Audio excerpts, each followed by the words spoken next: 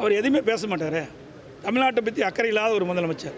இவருக்கு இன்றைக்கு இந்தியா கூட்டணி மீது தான் ரொம்ப அக்கறை.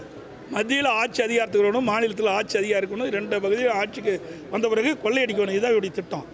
நாட்டு மக்களுக்கு குடிநீர் பிரச்சனை ஏற்படுது. நமக்கு காவிரியில் கிடைக்க வேண்டிய பங்கு நீர் கர்நாடக அரசு திறக்க மறுக்குது. அதுக்கு எந்தவித குரலும் கொடுக்கல, எந்தவித கண்டிப்பும் இல்லை, அதுக்குடைய முயற்சியும் எடுக்கலை. அவை இன்றைக்கி ஒரு கையிலாகாத அரசாங்கம் என்பதற்கு இதுதான் சான்று. அவை இன்றைக்கு இந்தியா கூட்டணியில் அங்கம் வைக்கின்ற காங்கிரஸ் கட்சி இது முன்னிறுத்தி நடத்துறது. நமக்கு கிடைக்க வேண்டிய பங்கு நீரை இன்றைக்கி கர்நாடக அரசு பேச்சுவார்த்தை நடத்தி அங்கிருந்து திறப்பதற்குண்டான நடவடிக்கை மேற்கொள்ளையே. அப்புறம் இந்தியா கூட்டணி சேர்ந்து என்ன பயன்? இதனால் நாட்டு மக்களுக்கு என்ன செய்ய போகிறாங்க இந்த திமுக? இன்றைக்கி இந்தியா கூட்டணி வச்சிருக்கிறீங்க, இதனால் நாட்டு மக்களுக்கு என்ன நன்மை? நமக்கு உச்சநீதிமன்றம் அளித்த தீர்ப்பையே இவர்களால் படுத்த முடியலையே. நியாயமாக கிடைக்க வேண்டிய நீரை கூட இவர்களை பெற்றுத்தர முடியலையே மக்களுக்கு. இதனால் இந்தியா கூட்டணியில் அங்கம் வச்சு இந்த தமிழ்நாட்டு மக்களுக்கு என்ன நன்மை பெற்றுத்தர போகிறாங்க? இருக்கிற உரிமையை பாதுகாக்க முடியலையே இவனால். சார், விசிக தலைவர் இந்த ஆட்சியில் நிர்வாகமே கிடையாது.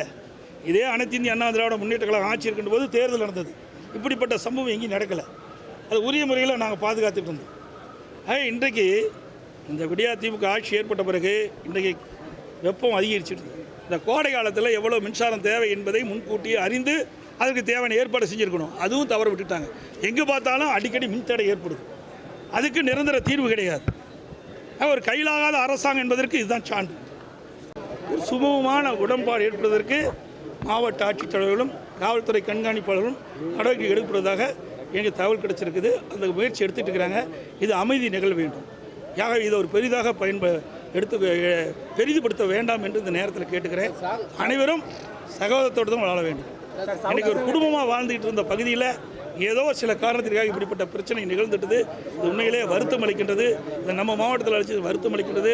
இந்த விடியா திமுக அரசு இதற்கு உரிய முயற்சி செய்து அங்கே இருக்கின்ற ஒரு சுமூகமான சூழ்நிலையை ஏற்படுவதற்கு இன்றைக்கி பீஸ் கமிட்டி போட்டு நடவடிக்கை எடுக்கணும். அதுக்குண்டான முயற்சி எல்லாம் எடுக்கப்படுவதாக தகவல் கிடைச்சிருக்கு.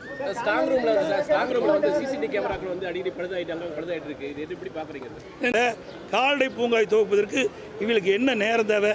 ஒரு 5 நிமிடம் இருந்தால் போதும். இங்கே நேரில் விளையாட்டோட காணொலி காட்சியின் மூலம் திறந்திருக்கலாம். எவ்வளோ திட்டத்தை திறக்கிறாங்க? ஏன் இந்த திட்டத்தை மறுக்கிறாங்க? இந்த திட்டத்தை திறக்கப்பட்டிருந்தால், கால்நடை பூங்கா திறக்கப்பட்டிருந்தால் அந்த மாவட்ட வளர்ச்சி ஆகிருக்கும். ஆசியாவிலே மிகப்பெரிய கால்நடை பூங்கா, விவசாயிகளுக்கு பயனுள்ள திட்டம். இப்படி இந்த விடியா திமுக அரசு இவர்களும் எந்த திட்டத்தையும் கொண்டு வந்து நிறைவேற்றலை. ஏற்கனவே அனைத்து இந்திய அண்ணா திராவிட முன்னேற்ற கழக ஆட்சியில் கொண்டு வந்த திட்டத்தை முடக்கி மக்களுக்கு கிடைக்க வேண்டிய நன்மையை இந்த ஆட்சி தடுத்து நிறுத்துகின்றது. இதுதான் இந்த ஆட்சியில் செய்த சாதனை.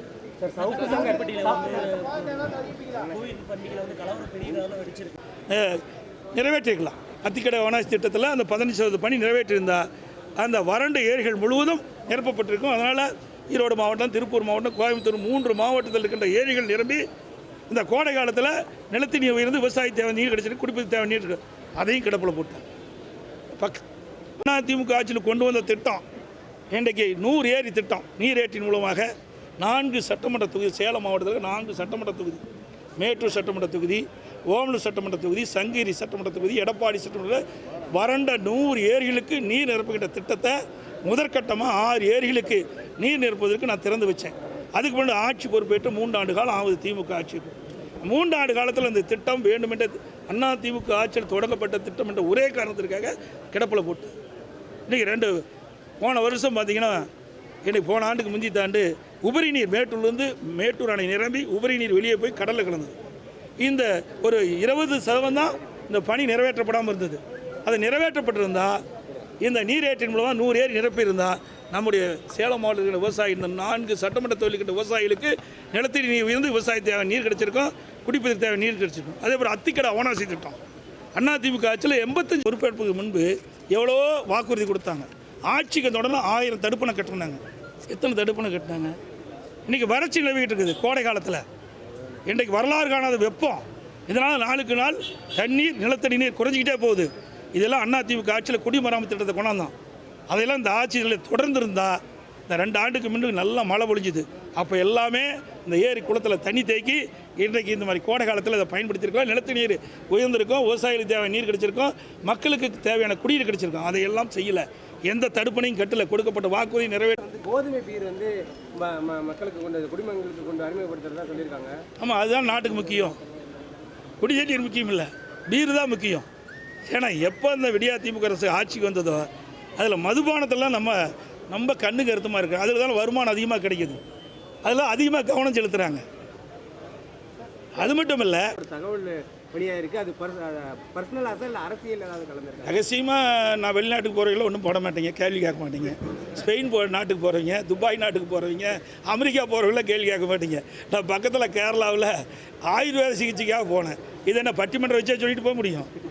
எல்லாத்தையும் அரவழைச்சு எடப்பாடி பழனிசாமி ஆயுர்வேத சிகிச்சைக்கு போகிறாங்கன்னு சொல்லிட்டு போக முடியும்? எல்லாம் கேவலமாக பத்திரிக்கையில் போடாதீங்க. அது தினகரன் பத்திரிக்கை இருக்குது பாரு, திமுகவுடைய மறுபதிப்பாகி போச்சு, அசிங்கமாக இருக்குது. ஒருத்தருக்கு உங்களுக்குலாம் உடல் சரியில்லைன்னு சொல்லிகிட்டே போகிறீங்க. ஊரில் ஒரு ஆயுர்வேத சிகிச்சைக்கு போய் எப்படி சிகிச்சை பெறலாம் அப்படின்னு ஒரு ஆலோசனை கேட்கறதுக்காக நான் போனேன். இதில் என்ன தவறு இருக்குது? என்னுடைய பாதை வலிக்குன்னு உங்களுக்கு நல்லா தெரியும். அதிக நேரம் நின்று அந்த கீழே இருக்கிற குதியில் இருக்கிற சதை இறுகி போச்சு. அதுக்கு ட்ரீட்மெண்ட் கொடுக்கணும், அது எவ்வளோ நாள் சிகிச்சை கொடுக்கணும் எப்படி என்பதெல்லாம் ஆலோசனை பெறுவதற்காக ஆயுர்வேத சிகிச்சைக்கு போய் செஞ்சு ஒரு 3 நாள் இருந்துட்டு வந்தேன். அதை பெருசாக போடுறீங்க.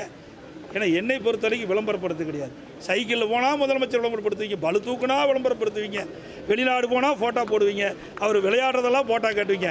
ஆனால் வறட்சியால் பாதிக்கப்பட்ட மக்கள் குடிதண்ணி இல்லாமல் போராட்டம் பண்ணிட்டு இருக்காங்க, அதை போட மாட்டேங்கிறீங்க. இன்றைக்கு முதலமைச்சர் தேர்ந்தெடுக்கப்பட்ட முதலமைச்சர் இன்றைக்கி ஓய்வு எடுக்க போகிறார். ஓய்வு எடுக்க போவதில் வேணான்னு சொல்லலை. எப்போ போகணும்? இப்படிப்பட்ட வறட்சியான காலத்தில் மக்கள் கடும் அவதிக்கு உள்ளாகின்ற நேரத்தில் இன்றைக்கி தமிழகத்தில் வரலாறு காணாத வெயில் 112 டிகிரி வரைக்கும் போயிட்டது. எங்கே பார்த்தாலும் குடிநீர் பிரச்சனை தட்டுப்பாடு. இந்த ஊடகத்தில் பத்திரிக்கை வர செய்தி, இன்றைக்கு குடிதண்ணி இல்லாமல் சாலை மறியல் போராட்டம் நடத்திட்டு இருக்குது மக்கள். ஆக இதையெல்லாம் இந்த அரசாங்கம் கவனிக்கலை, இந்த முதலமைச்சர் இதெல்லாம் கவனம் செலுத்தலை. இதையெல்லாம் பத்திரிகையில் போட மாட்டீங்க.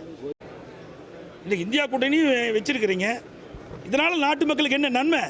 நமக்கு உச்சநீதிமன்றம் அளித்த தீர்ப்பையே இவர்களால் படுத்த முடியலையே. நியாயமாக கிடைக்க வேண்டிய நீரை கூட இவர்களை பெற்றுத்தர முடியலையே மக்களுக்கு. இதனால் இந்தியா கூட்டணியில் அங்கம் வச்சு நான் தமிழ்நாட்டு மக்களுக்கு என்ன நன்மை பெற்றுத்தர போகிறாங்க? இருக்கிற உரிமையை பாதுகாக்க முடியலையே இவனால். சார், விசிக தலைவர் இந்த ஆட்சியில் நிர்வாகமே கிடையாது. இதே அனைத்து இந்திய அண்ணா திராவிட முன்னேற்ற கழகம் ஆட்சி இருக்கின்ற போது தேர்தல் நடந்தது. இப்படிப்பட்ட சம்பவம் எங்கேயும் நடக்கலை. அது உரிய முறையில் நாங்கள் பாதுகாத்துட்டு இருந்தோம். இன்றைக்கு இந்த விடியா திமுக ஆட்சி ஏற்பட்ட பிறகு இன்றைக்கு வெப்பம் அதிகரிச்சிடுது. இந்த கோடை காலத்தில் எவ்வளோ மின்சாரம் தேவை என்பதை முன்கூட்டியே அறிந்து அதற்கு தேவையான ஏற்பாடு செஞ்சுருக்கணும். அதுவும் தவற விட்டுட்டாங்க. எங்கே பார்த்தாலும் அடிக்கடி மின்தடை ஏற்படுது. அதுக்கு நிரந்தர தீர்வு கிடையாது. ஒரு கையிலாகாத அரசாங்கம் என்பதற்கு இதுதான் சான்று. ஒரு சுமூகமான உடன்பாடு ஏற்படுவதற்கு மாவட்ட ஆட்சித்தலைவர்களும் காவல்துறை கண்காணிப்பாளர்களும் நடவடிக்கை எடுப்பதாக எங்களுக்கு தகவல் கிடைச்சிருக்குது. அந்த முயற்சி எடுத்துகிட்டு இருக்கிறாங்க. இது அமைதி நிகழ வேண்டும். யாக இதை ஒரு பெரிதாக பெரிதுபடுத்த வேண்டாம் என்று இந்த நேரத்தில் கேட்டுக்கிறேன். அனைவரும் சகோதரத்தோடு வாழ வேண்டும். இன்றைக்கி ஒரு குடும்பமாக வாழ்ந்துகிட்டு இருந்த பகுதியில் ஏதோ சில காரணத்திற்காக இப்படிப்பட்ட பிரச்சனை நிகழ்ந்துட்டது. இது உண்மையிலே வருத்தம் அளிக்கின்றது. இந்த நம்ம மாவட்டத்தில் அழைச்சி வருத்தம் அளிக்கின்றது. இந்த விடியா திமுக அரசு இதற்கு உரிய முயற்சி செய்து அங்கே இருக்கின்ற ஒரு சுமூகமான சூழ்நிலை ஏற்படுவதற்கு இன்றைக்கி பீஸ் கமிட்டி போட்டு நடவடிக்கை எடுக்கணும். அதுக்குண்ட முயற்சி எல்லாம் எடுக்கப்படுவதாக தகவல் கிடைச்சிருக்கு.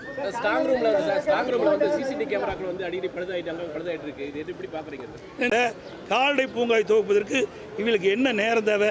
ஒரு 5 நிமிடம் இருந்தால் போதும். இங்கே நேரில் விளையாட்டை விட காணொலி காட்சியில் மூலம் திறந்திருக்கலாம். எவ்வளோ திட்டத்தை திறக்கிறாங்க? ஏன் இந்த திட்டத்தை மறுக்கிறாங்க? இந்த திட்டத்தை திறக்கப்பட்டிருந்தால், கால்நடை பூங்கா திறக்கப்பட்டிருந்தால் அந்த மாவட்ட வளர்ச்சி ஆகிருக்கும். ஆசியாவிலே மிகப்பெரிய கால்நடை பூங்கா, விவசாயிகளுக்கு பயனுள்ள திட்டம். இப்படி இந்த விடியா திமுக அரசு இவர்களும் எந்த திட்டத்தையும் கொண்டு வந்து நிறைவேற்றலை. ஏற்கனவே அனைத்து இந்திய அண்ணா திராவிட முன்னேற்ற கழக ஆட்சியில் கொண்டு வந்த திட்டத்தை முடக்கி மக்களுக்கு கிடைக்க வேண்டிய நன்மையை இந்த ஆட்சி தடுத்து நிறுத்துகின்றது. இதுதான் இந்த ஆட்சியில் செய்த சாதனை.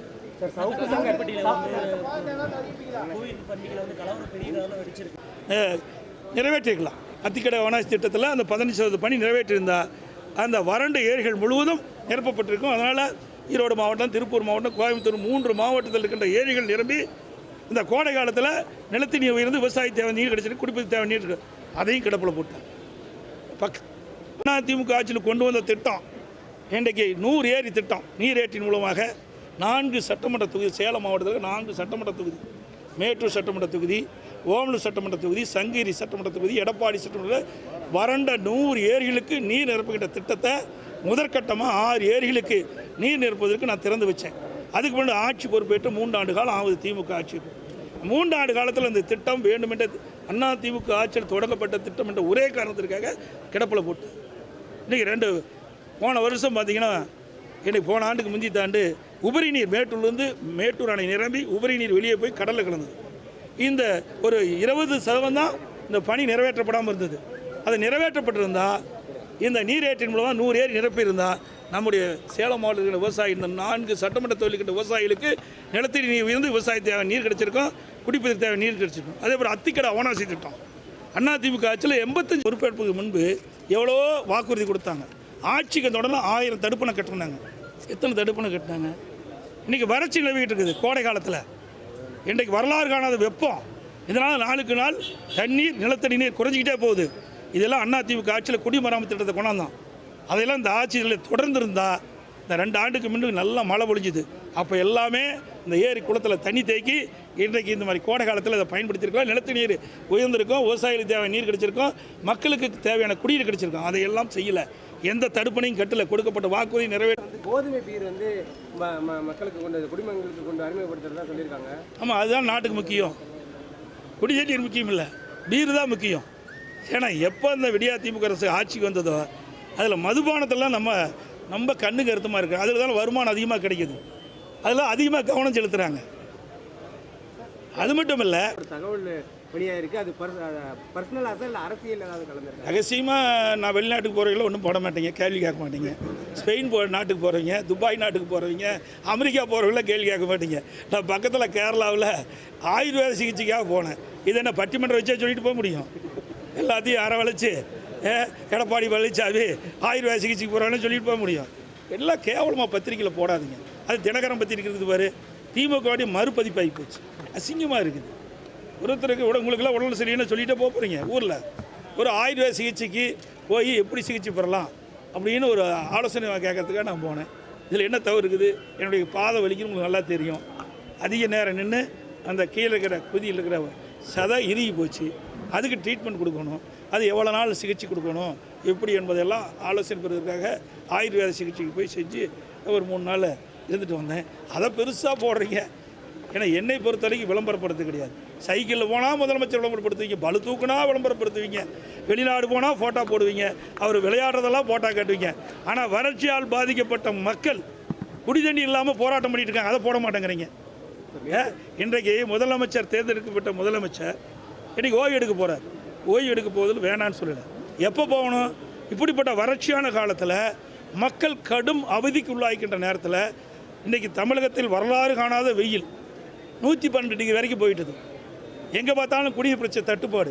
இந்த ஊடகத்தில் பத்திரிக்கை வர செய்தி இன்றைக்கு குடிதண்ணி இல்லாமல் சாலை மறியல் போராட்டம் நடத்திட்டு இருக்குது மக்கள். ஆக இதையெல்லாம் இந்த அரசாங்கம் கவனிக்கலை. இந்த முதலமைச்சர் இதெல்லாம் கவனம் செலுத்தலை. இதையெல்லாம் பத்திரிகையில் போட மாட்டீங்க. ஆனால் இதையெல்லாம் பத்திரிகையில் கொண்டு வர மாட்டீங்க. இந்த ஆட்சியில் நடைபெற்ற அவலங்களை பத்திரிகையில் தெரிவிக்க மாட்டீங்க, ஊடகத்தில் தெரிவிக்க மாட்டீங்க. பயம். ஏன்னா நான் ஆட்சியில் இருக்கும்போது என்னை பற்றி விமர்சனம் பண்ணீங்க, எங்கள் ஆட்சி பற்றி விமர்சனம் பண்ணீங்க, எதிர்க்கட்சியாக இருக்கும்போது விமர்சனம் பண்ணிட்டு இருக்கிறீங்க. இதிலிருந்து என்ன தெரியுதுன்னா எங்களை சார்ந்து ஒளிபரப்பு பண்ணால் தான் உங்களுடைய தொலைக்காட்சி ஓடுன்னு நினைக்கிறேன், பத்திரிக்கை விற்குன்னு நினைக்கிறேன். அப்படி தான் நினைக்கிறேன். ஏன்னா இந்த ஆட்சியில் நடைபெற்ற அவலங்கள் ஒரு அரசாங்கம் தான் இதெல்லாம் செயல்பட வேணும். எதிர்க்கட்சிகள் நாங்கள் அரசாங்கத்துடைய கவனத்திற்கு தான் கொண்டு வர முடியும். ஆனால் அனைத்து இந்திய அண்ணா திராவிட முன்னேற்ற கழகம் ஆட்சியில் இருக்கின்ற பொழுது இன்றைக்கு ஊடகத்திலே பத்திரிகையில் ஒரு செய்தி வந்தால் உடனுக்குடன் அதை சரி செய்வோம். இன்றைக்கு ஆட்சியாளர் அதெல்லாம் கிடையாது. அதே மட்டும் இல்லை, ஆட்சியில் இருந்தாலும் இல்லாவிட்டாலும் மக்களுக்கு பிரச்சனை ஏற்படுகின்ற பொழுது மக்களுடைய பிரச்சனையும் அரசுடைய கவனத்திற்கு கொண்டு வந்து அதை தீர்ப்பதற்கு முழு அளவில் அதிமுக ஈடுபட்டிருக்கின்றது.